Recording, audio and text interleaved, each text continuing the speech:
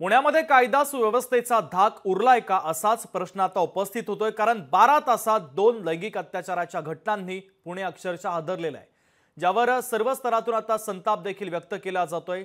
सविस्तर पाहूयात।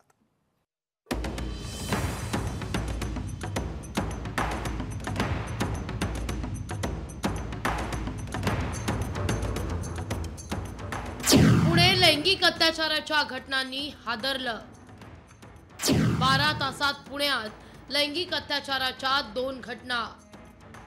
सांस्कृतिक पुण्याला नेमकं झालंय काय?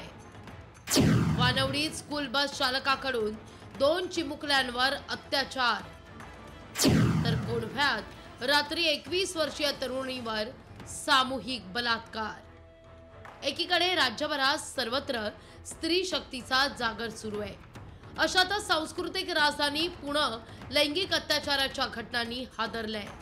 पुण्यात 12 तासात 2 लैंगिक अत्याचाराच्या घटना घडल्या आहेत। गुरुवारी सकाळी वानवडीमध्ये स्कूल बसमध्ये चालकानं 2 चिमुकल्यांवर अत्याचार केल्याची घटना समोर आली होती। त्यावर तपास संपत नाही त्याच रात्री कोंढवा भागात 21 वर्षीय तरुणीवर सामूहिक अत्याचाराची घटना घडली आहे। सामूहिक बलात्काराने पुणे शहराला पुन्हा एकदा हादरा बसलेला आहे। पुणे शहराला लागूनच असलेल्या बोबदेव घाट परिसरामध्ये ही बलात्काराची घटना घडलेली आहे। काल रात्री 11 वाजता एक तरुणी 21 वर्षाची होती, ती तिच्या मित्रासोबत फिरण्यासाठी याच बोबदेव घाट परिसरामध्ये आलेली होती आणि त्यानंतर या ठिकाणी हा संपूर्ण प्रकार आहे तो घडलेला आहे। 3 अज्ञात व्यक्तींकडून या तरुणीवर सामूहिक बलात्कार केल्याची धक्कादायक घटना या ठिकाणी घडलेली आहे। संपूर्ण पोलिसांचं पथक आहे ते सध्या या घटनास्थळी आलेलं आहे आणि पंचनामा सुद्धा केला जातोय। या प्रकरणी तिघांना ताब्यात घेतलं असून अधिक तपास सुरू असल्याचं पुण्याचे सहपोलीस आयुक्त रंजन कुमार शर्मा यांनी स्पष्ट केलंय। यांच्यामध्ये क्राईम ब्रांचचे 5 टीम आणि 5 डीबीचे टीम तात्काळ लावण्यात आलेला आहे। तसंच यांच्यामध्ये फॉरेन्सिक, डॉग स्क्वॉड आणि इतर जे सर्व रिक्वायर्ड टीम आहे त्यांनाही जे आहे ते पाचारण करण्यात आलेलं आहे। FIR मध्ये जे माहिती आलेली आहे त्यामध्ये 3 मुले होते, त्यांनी हे अतिप्रसंग केलेले आहे।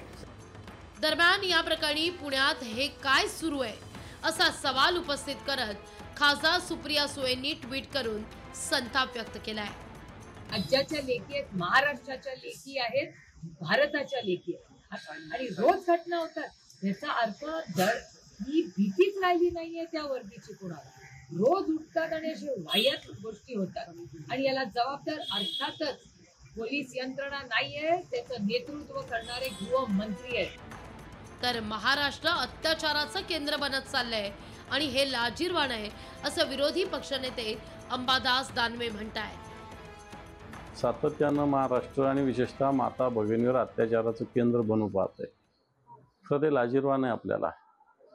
कारण हा सावित्रीबाई फुलेंचा, जिजाऊचा, अहिल्याबाई होळकरांचा महाराष्ट्र आहे आणि या ठिकाणी महिलांवर अत्याचार ही गोष्ट अतिशय लाजिरवाणी, किळसवाणी आहे।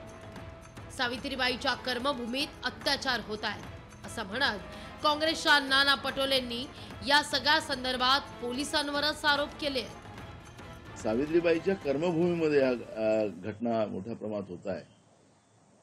स्त्री सक्षमीकरणाचा जी भूमिका घेऊन सावित्रीबाई फुल्यांनी आणि महात्मा ज्योतिबा फुल्यांनी जी भूमिका देशात नव्हे तर जगामध्ये दिली, त्याच सावित्रीबाईंच्या कर्मभूमीमध्ये या पद्धतीचं हे जी मोठ्या प्रमाणात पापं चाललेली आहेत त्याला सरकारच जबाबदार आहे। एरवी सांस्कृतिक नगरी, विद्येचं माहेर म्हणून पुण्याची ख्याती असताना आज मितीस मात्र कोयता गँगची दहशत, महिला अत्याचार, गुन्हेगारांचा अड्डा म्हणून पुणे अंधारात लोटलं जात आहे। अशा वेळी मात्र गांभीर्यानं पावलं उचलत दृष्टिक्षेप टाकण्याची नितांत गरज असल्याची चर्चा होतीये। पुण्याहून चंद्रशेखर भांगेसह अमोल धर्माधिकारी, लोकशाही मराठी, मुंबई।